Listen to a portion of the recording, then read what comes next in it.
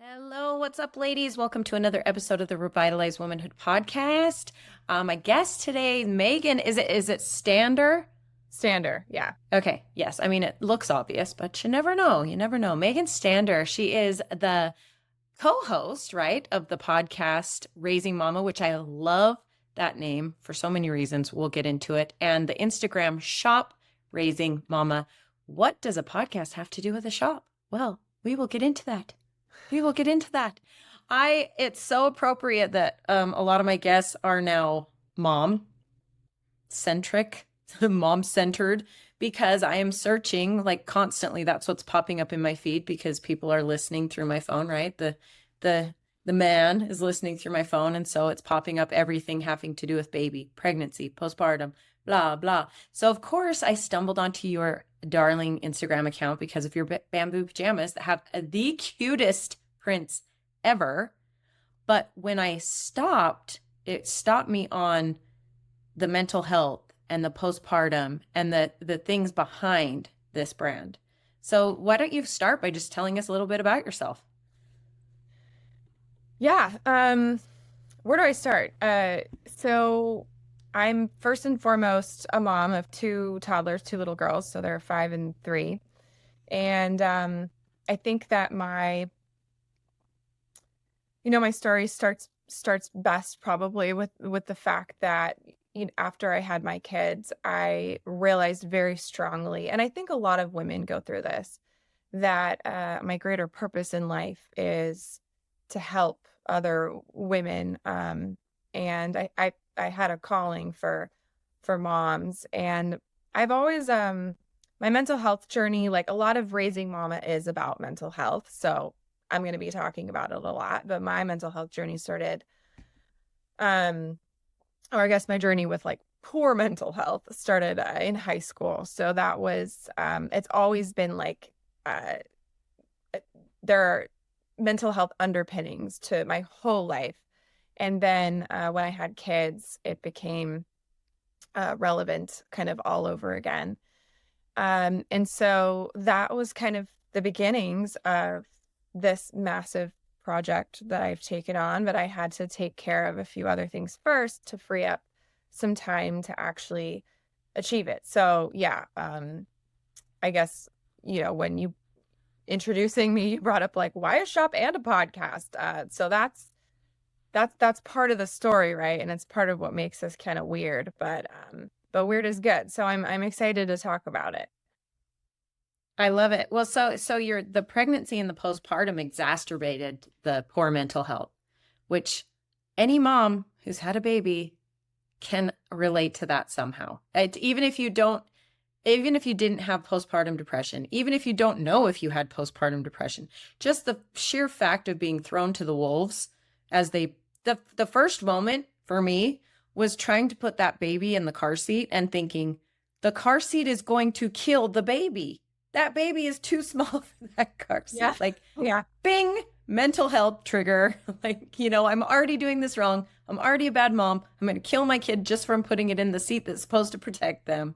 So Yeah. it starts there.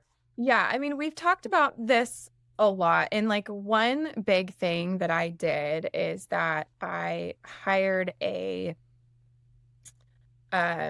she's like a classical homeopath and emotional healing guide. And I mean, the title of emotional healing guide, I was just like, oh, I need that.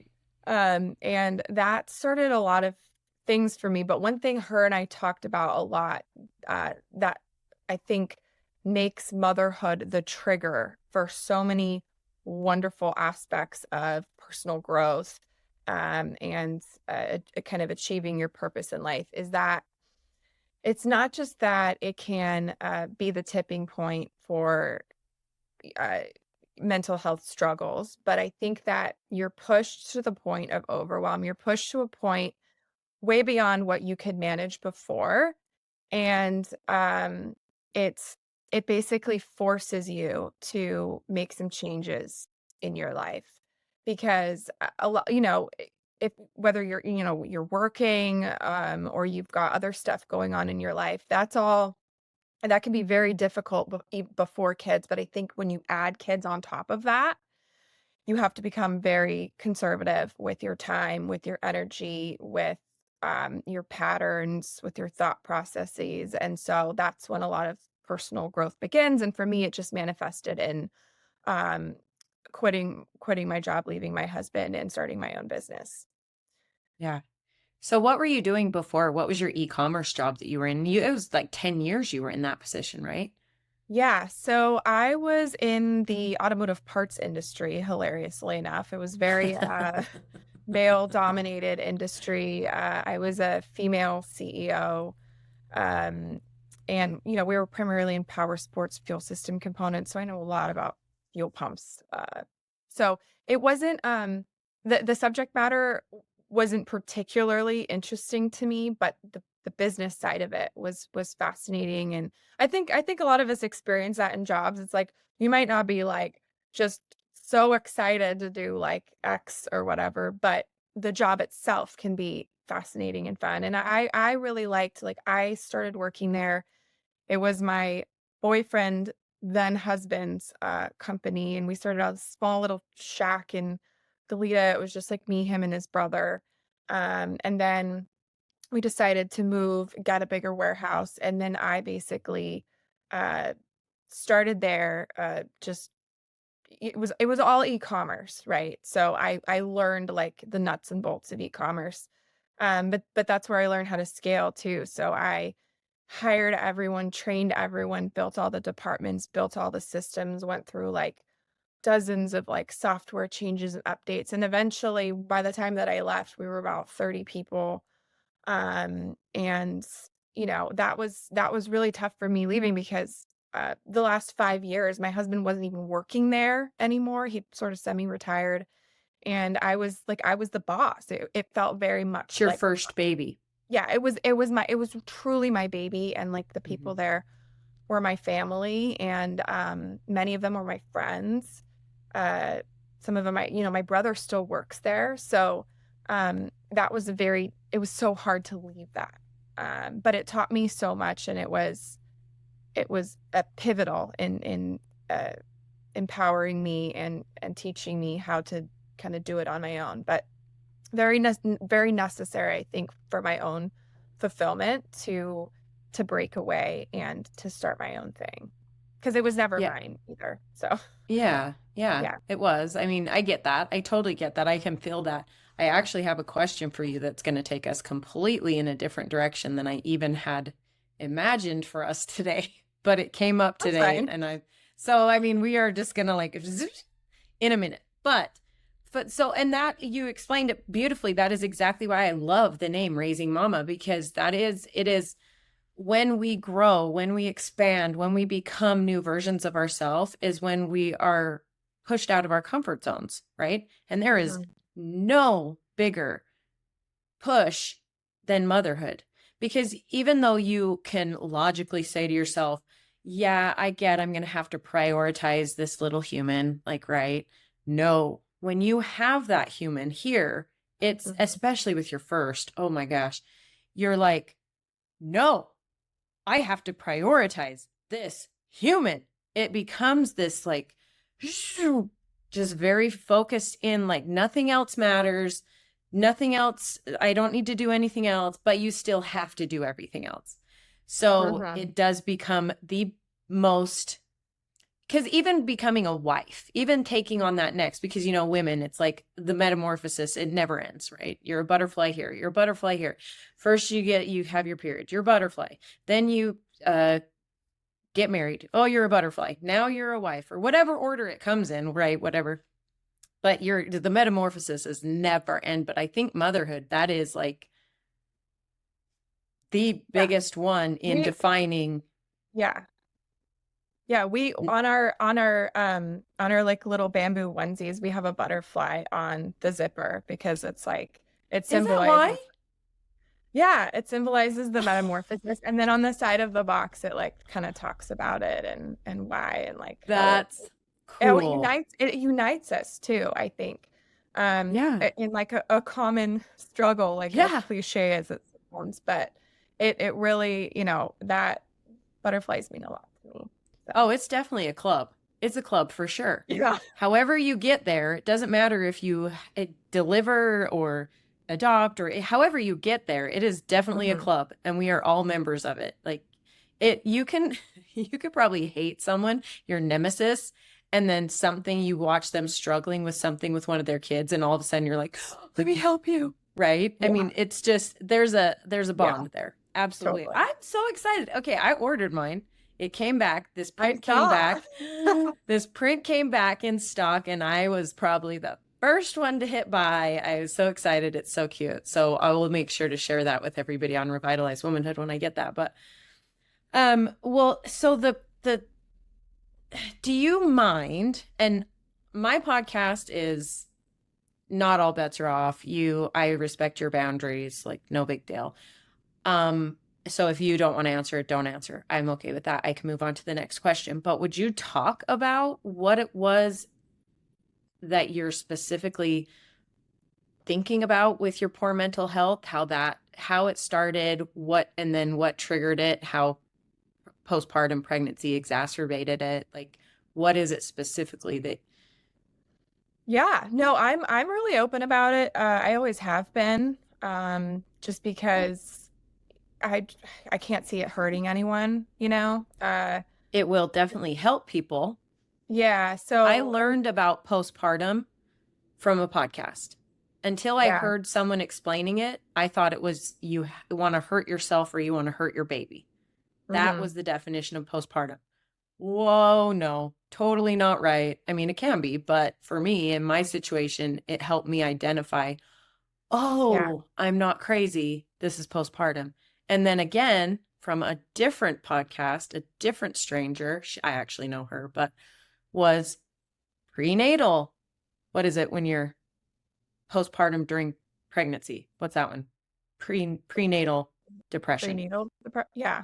Yeah, during pregnancy. And I was like, oh, that's a thing. Oh, I have it. Huh. So I am all for sharing. So thank you. Yeah. So I think that most people, when they start realizing they have some mental health struggles that happens, like, you know, during puberty, because that's when your hormones get out of whack. And I think it was actually 7th grade, honestly, when that first happened. And I just knew that my ups and downs, or particularly my downs, were like way lower than normal, particularly because I got into like self-harming and stuff, which was kind of trendy, I guess. Like, I'm not gonna, and there's this distinction between self-harming and actually wanting to commit suicide. So how it was explained to me by my therapist is that basically you're so overwhelmed mentally and emotionally that the only way to kind of like break it is to self-harm. And it like kind of it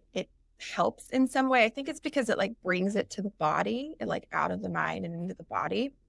So so that was like commonplace from middle school to high school. And it was, of course, very alarming to my parents. I can't even imagine like my own daughters doing that, but that's very alarming to parents. And, you know, in the early 2000s, that's also just like not talked about, not really like people aren't educated about it.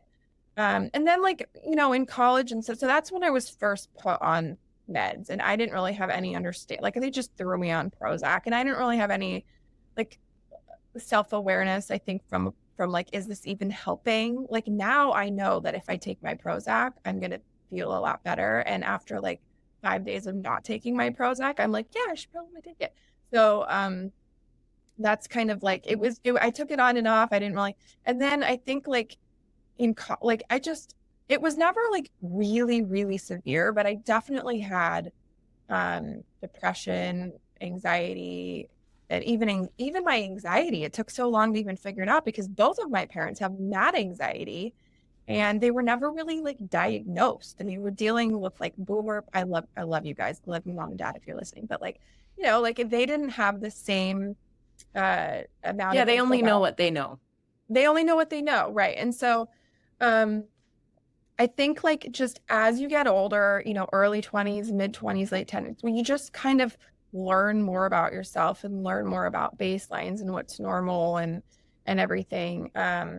So that's, I guess, the pre-kid mental health history is like on and off meds, but always like really functional. I always had really good grades in school. I think that the place where like it manifested the most was in my personal relationships.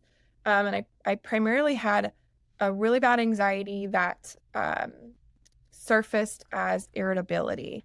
And that irritability caused me problems in my relationships because I'm like mean, nobody wants to be mean. And then, you get older and you're like, you don't want to be that childlike version of yourself anymore. So you start learning techniques and tools to become a better person. And then, the meds kind of help you too. Cause like, so then I have kids, and the big thing that happened to me is I realized I had a breastfeeding disorder.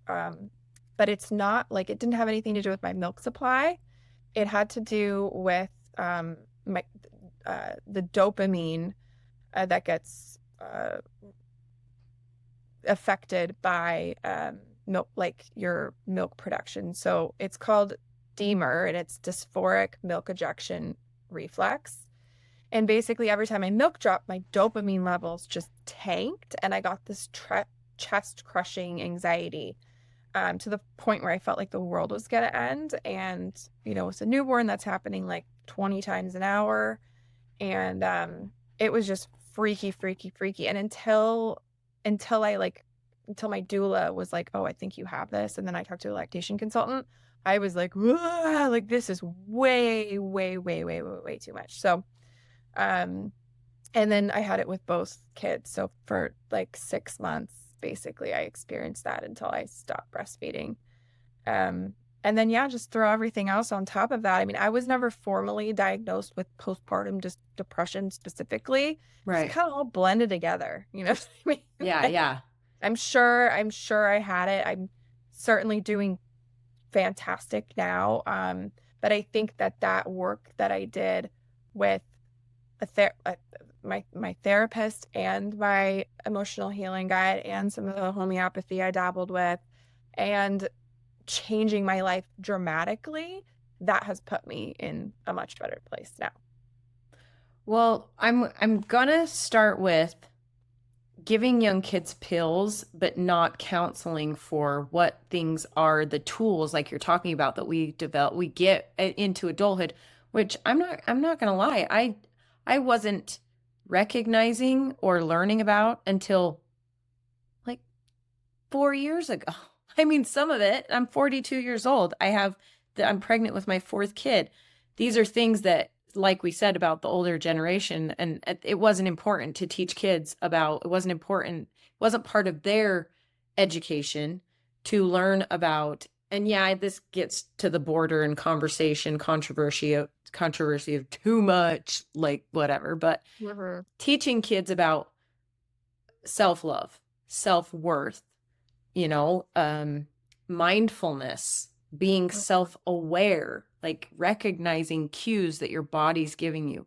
I think it's super cool that the things that are coming back around that I know are like ancient, like learning about your cycles, learning about, this that's helping women now come back into their more femininity type places. And like you're saying, you had an emotional therapist, you have a doula, these are people that are learning more about these kinds of things so that we can help educate, so that we're not just giving kids pills and saying, this is what it's supposed to do. Good luck. Yeah. Right. And that's like, again, like tying it back to why I started Raising Mama and didn't want to just do a brand. And I wanted to I think that social media and the internet age it can be used for so much good.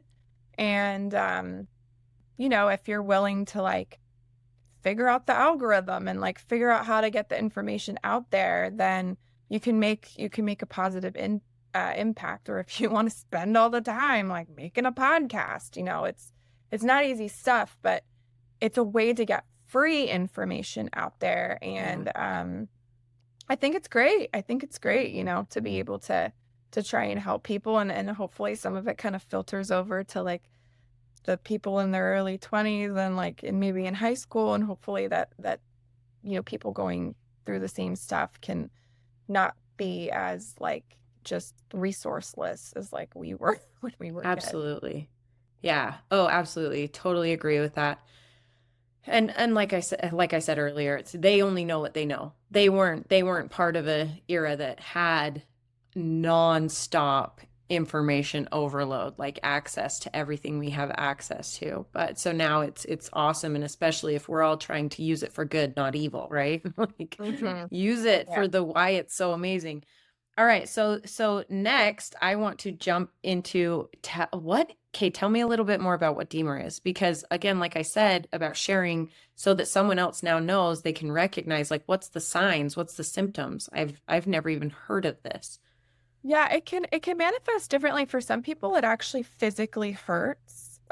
So like I think like your milk comes I'm sorry that this is like not the most I'm not a No, but doctor. this at least will get someone looking into it. Yeah, like some people they experience the pain. It's like on the side of your boob where you can feel your milk coming in. And for some people it's just like really painful. But the people that I have described it to that also had it are like, yes, that's what I had too. But yeah, for me it was like the anxiety. And what's crazy is you know how you like can like kind of feel your milk coming in Yeah. like when you're ready. So um 30 seconds before that, I would get this chest crushing anxiety. So I knew when my milk was about to drop before it even did. And it literally just felt like somebody was like sitting on my chest. I mean, Mm. it was very physical, and it's physiological. It actually has nothing to do with like, your own mental health. It's like a physiological glitch. Your dopamine levels drop too hard. And it wasn't just anxiety too. It was depression. It was just felt like this just bleak like existence with all of this anxiety. It really just felt like something really bad was going to happen or is happening, but there was no logic to it. Um, and and the weird part is that it goes away. Like it lasts for about five, Right. 10 minutes, and then it goes away, and then you're fine. But then when your Just milk like drops again, it your comes right nursing back. session. Oh my Yeah. God. So I can't even imagine feeling like I just explained with the car seat. I can't even imagine feeling that way and not knowing, not having any idea. You said for 6 months, and the whole time you're thinking you're doing something wrong as a mother, because that's the first thought we have instantly is I'm wrong. My body's not doing what it's supposed to be doing. This is the most natural thing, and it's not, that kind of talk about feeding into that mental health downfall. That's Yeah. It can affect everything. And it was sad because I wanted to breastfeed, much longer. And it was, I mean, with my first, I think I only made it like 4 months. With my second, I could go to six.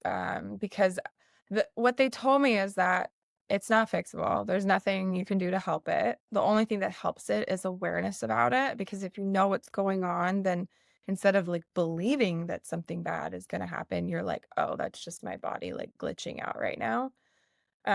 So I think expecting it and knowing that it was probable that it was going to happen again. And apparently, like over time, they say like the longer you breastfeed, the less severe it becomes. Like, like it's most severe month one, and if you get to like month 12, it's not as bad. So I could see that. Well, that would That make sense, just like anything with hormones, especially after pregnancy, the statistics of how fast your hormones change, like in that as soon as you have that baby to not, baby disconnected, it's just like thump, so I can see that Yeah. exactly the same with breastfeeding. It's like, okay, your body's kind of getting used to this kind of stuff. Wow. Okay. Well, I'm glad you shared that, because that is something that's very important for people to know. And I've never even heard of it. So I'm really grateful for that. Well, I want to, okay. So no, not going to go there yet. Nope, no, no, not yet. Not yet. What time are we? Ugh. So I want to talk about, so what brought up, so you are the co-host of the postpartum podcast called Raising Mama, which again, love the name, because we are growing, expanding, becoming different versions of ourselves. Like you talked about, we're actually reading a book in my private community called, we read a book every month, and this month it's called, I want to get it exactly right so I don't, From Strength to Strength, Arthur C. Brooks, From Strength to Strength. It is so good. It is so good. It's all about, his literal is, once you've hit success, once you've been successful somehow in your life, that anything after that becomes disappointing. Like you're either constantly trying to chase that feeling of success, which you physically can't have again, because as you get older, your brain changes. You have no control over it, but they call it, like, in youth, you are raw wisdom, versus in age, you are life lived, right? Experience. So you're not firing on all these cylinders that you are when you're young. So anyway, you're either the one person who's constantly doomed to consistently chase this success, this feeling of success, and to never have it again. So you're just disappointed, or you're just automatically disappointed and you just kind of give in. Like, I'm old. I'm just old. Nobody needs me. I'm worthless, blah, blah, blah. So that's his literal, what the book is about. And for me, and all I'm hearing is different seasons for women in this, to go from being a student to becoming a teacher. And it happens so many times. Like we said, you become a wife, you're a student. You don't know how to be a wife. You don't know how to communicate with this other person. All of a sudden you have to do what they do, or like what they like, or tell them you don't like what they like, but you don't want to do that. You're a student. And then you get to the point where you're like, I feel like I can be a teacher in this. But then motherhood, think about that, with raising your kids, and you're putting so much into this. You are, moms, if you are raising your kids, if you are feel guilt in any way, you are doing it right, because that means you care so much that you're worried that you're doing it wrong. And then all of a sudden, empty nest, boom, you're not a mom anymore. I mean, you're a mom, but you're not. You've hit that precipice of the most successful time in your life, which we all relate to being a mother, full-time mother, right? And all of a sudden you're like, I will never have this again. And boom, you're worthless, like what he's talking about old age is doing to these people. So he talks about embracing becoming a teacher, embracing you were a student, but now is your time to become a teacher. And so is that kind of why you and it's Chelsea, right? Chelsea's your co-host, your friend, longtime friend. Is that why you guys decided to create this podcast? I mean, it all started at the same time. I knew I wanted to have my own e-commerce business, my own product. I'd been wanting to do baby clothes for years. But then I also knew that there were like so many topics related to postpartum that we wanted to talk about. Podcast, technically, it's like from pregnancy to toddlerdom right now. But we're both really open. We're best friends from high school. I actually was going to do it myself. And then I was like, yo, Chelsea, you want to be on the first episode? And after that, I was like, okay, we're doing this together.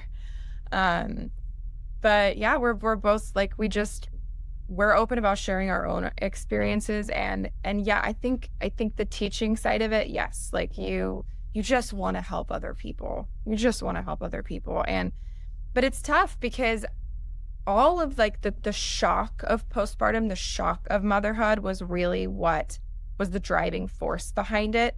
And I was like, if we can just reach people and help them prepare a little bit more for this. So that was the beginnings of it. And we had to find creative ways to do that, because how do you interest women that are, when you're pregnant, like you're primarily worried about birth, which of course, there's nothing wrong with that, but birth is so fleeting. I mean, it's a couple days. And then after that, like you're in postpartum for a while.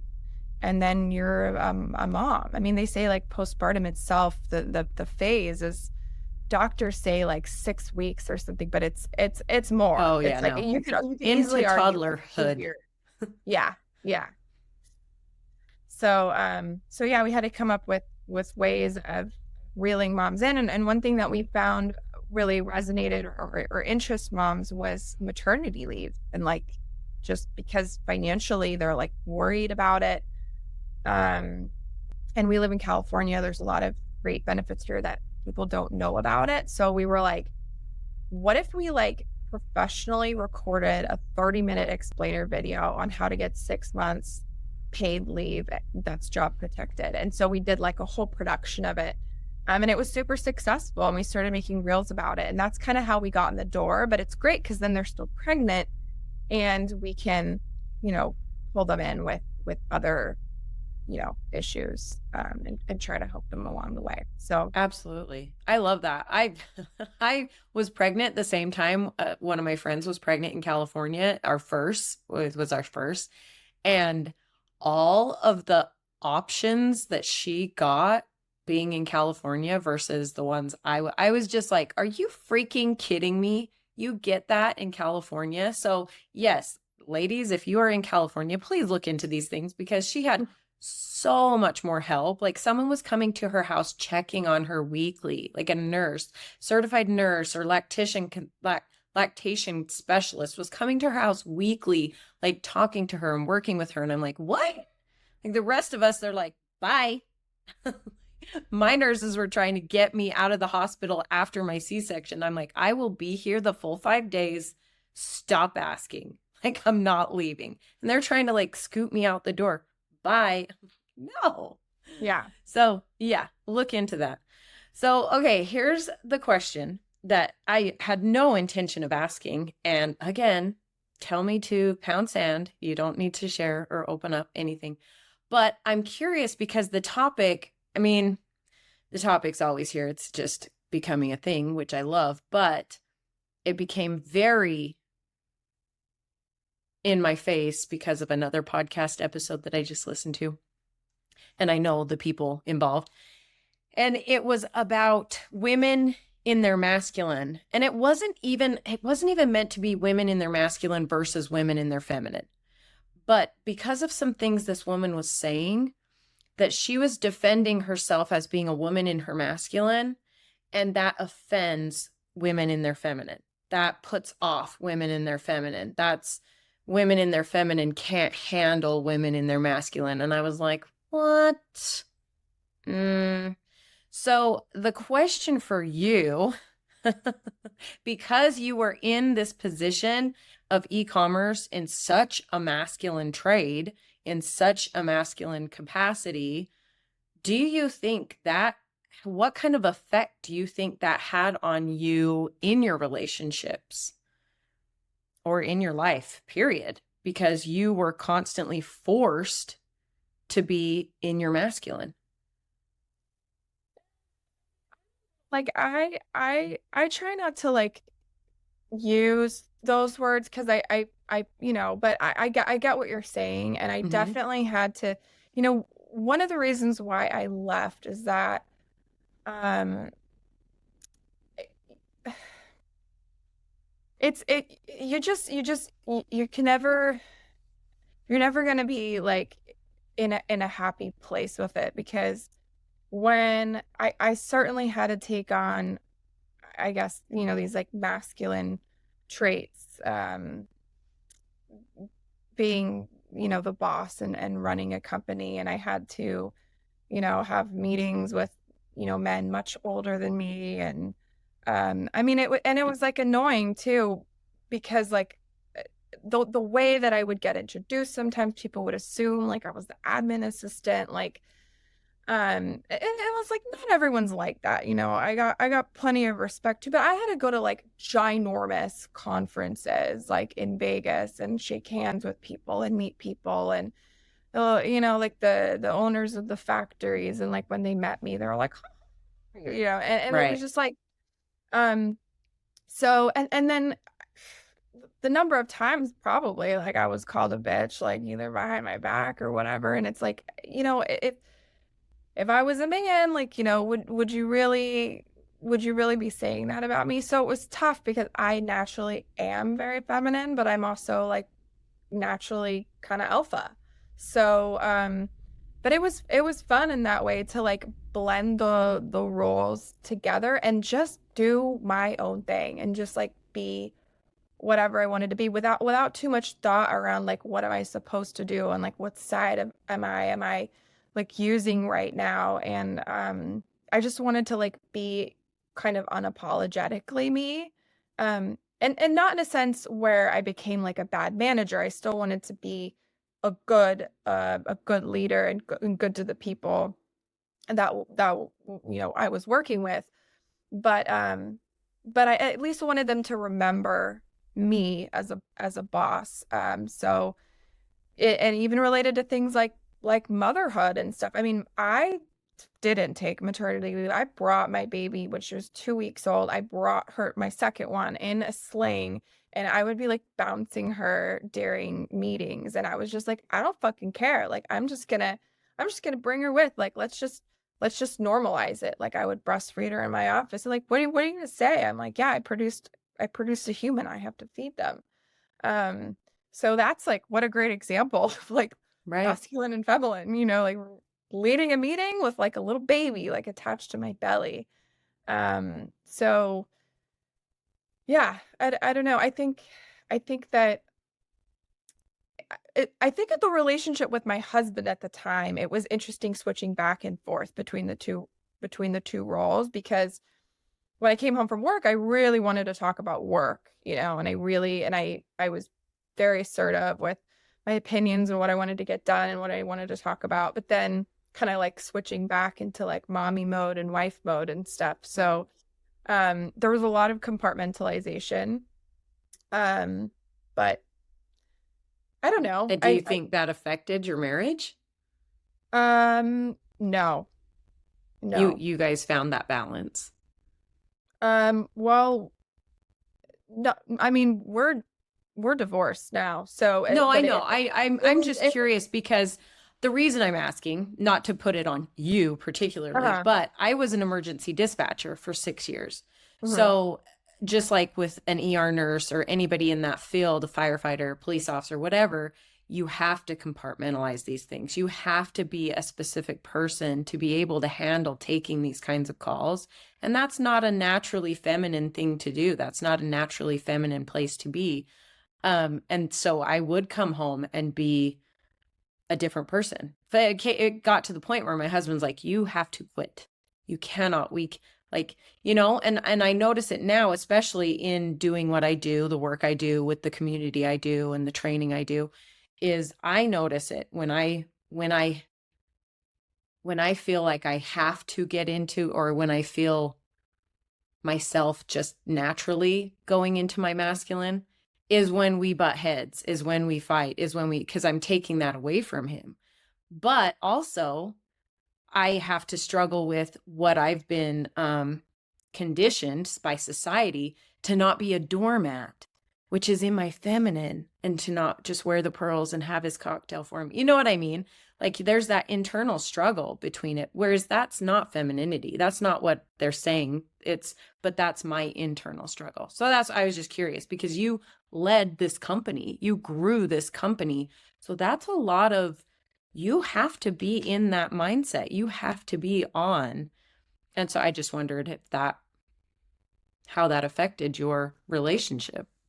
Yeah. Sorry. I don't know You're if you okay. want me to hold for sound or anything, but Nope. My producer has a sweet edit. We're good. okay. Um, yeah, I don't know. I guess I've just naturally always been like a combo of both, and I haven't really thought like that much about it. I don't Mm. know. But looking back, I think retrospectively uh I can definitely see it. I actually in my growth, I've had to actually bring out, the kind of quote unquote masculine sides of me more, in order to become happier. Um, and eh, just setting boundaries around things that are not okay. And I think that like and I think that this is kind of similar, like in line with like fourth wave feminism, but like I wasn't in a safe space to be practicing my femininity Right. and like to be And that allowing is that to important. come back. Absolutely. If I think if and that's my goal now, is I want to be in a place where I can do that, because I was practicing a lot of that femininity, but I wasn't in the early days of the relationship, but I wasn't in a safe place. And Right. it just like, I gave too much. I got barely anything back. And then I was left in a state of like deep depression. So I had to like fight my way out of it. Um, Not fight in like an aggressive sense, but like No, I fight get it. in That like is an absolutely intentional sense. And now I would love to, love to, love to go back. But even now, like I can see myself, I want to get that side of me back, you know, yeah. but I take time. 100% agree with what you're saying. Agree. Actually, one of the ladies in my community just told me about a book, and she's actually getting the name of it for me. So I don't have it yet, but I will send it to you and I will put it in the show notes. But it's all about, okay, masculine, feminine, great, men, women, whatever. But if you are not supporting this role of femininity, do not talk about it being missing. Don't you dare. You are here to support that role. You are here to nurture that role. You are here to make it possible, right? That is the role of the masculine, to allow a safe place for the feminine. So anyway, sorry, I told you, I really wasn't even, that wasn't on my mind, but then you said something that made me like, ding, I want to talk about That's this. okay. You're like a great person, I feel like, to talk about this. So you're probably like, no, thank you. Let's move on. It's a hot topic. I'm open. I'm open to talk about anything. And it's, you know, even though it's not something I've really studied, and something you know, the references confuse me sometimes. I'm open to all viewpoints, and learning more about yourself is like so important. So Right. yeah. Amen. So what made you hop, skip, and a jump back over to something other? What made you decide you wanted to do baby clothes? How did that become your vessel? You said you Um, wanted to do baby clothes, but why? What? yeah, so two reasons. Like for one,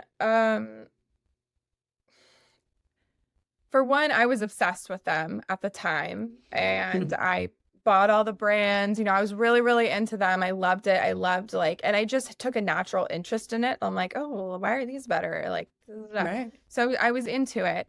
Two, there was always like, there were always prints that like I felt like, I'm like, I want to try and find this, but I could never quite find what I was looking for. I think there was a certain aesthetic that I was looking for, that I was like, I know I would be good at making stuff like this. So at the very least, I could find what I wanted. But I think other people would be really into this too. And then I felt also it was so important to have a vessel for that mission, because not everybody's going to find this podcast. And, you know, like, how do you reach people that maybe aren't interested in listening to a podcast, or maybe have different views than me? Because motherhood really does unite us all. And you know, even if uh, you know, we're on completely different sides of the political spectrum, I think that there's something to be said about how difficult it is, and all mothers deserve validation and you know, support. So what a great vessel to, if I take these prints and I like bake messages to mom on them, which sounds kind of cheesy, but I think we've done They're it not. They're I super think we've done it cute. You effectively. figured it out. That like the baby is like what the mom is looking at the most. I mean, you know, you could throw like an inspirational quote on like a coffee mug or whatever, but you're looking at your baby like most of the time. And so I just thought it was a great vessel for the message, and to just kind of like get the foot in the door, like we'll lure you in on the print, and then you realize there's more to it than that. And it comes in the cute box, and there's a QR code in the back. access to free resources. And then, it's just like, it's an easy, light, fun, and useful, practical way to just reach out to moms. So once I kind of had all of that together, it was like I literally had the entire thing in my brain. And I started April of last year. I took like a month off after I quit my job. And then after that, I had this business in my brain, and I just started building. And then we finally launched in February, and now we're cruising, and things are going great. So That's incredible. Well, you did it. You nailed it. You did exactly what you set out to do with me. You got me with the print and you lured me in. And then I read what the deeper meaning was, the thing under the thing under the thing. And I was like, yep, that's it. We're aligned. We're aligned in our missions. I got to get this and spread the word. Not only am I going to buy it because it's adorable, you got me with the print, but I'm going to support it because of the mission behind it. And I want to tell other people about it. Right. So you did it. You nailed it. And now look, we have your podcast now touches my podcast, now touches my, right? It's spreading. So that's beautiful. You did it. So keep doing it. Thank you so much. Is the best place for them to find you on Shop Raising Mama on Instagram? Is because you've got your link in your bio there. Yeah. And even raisingmama.com, everything's there. And Perfect. Shop Raising Mama is the PJ page, Raising Mama _ the podcast. Amazing, amazing, amazing. Thank you so much for joining me. And I'm so sorry that we have a hard stop, but I think we did a great job getting the message out. Yeah, thank you so much. Thanks for having me. Yeah, thanks, Megan.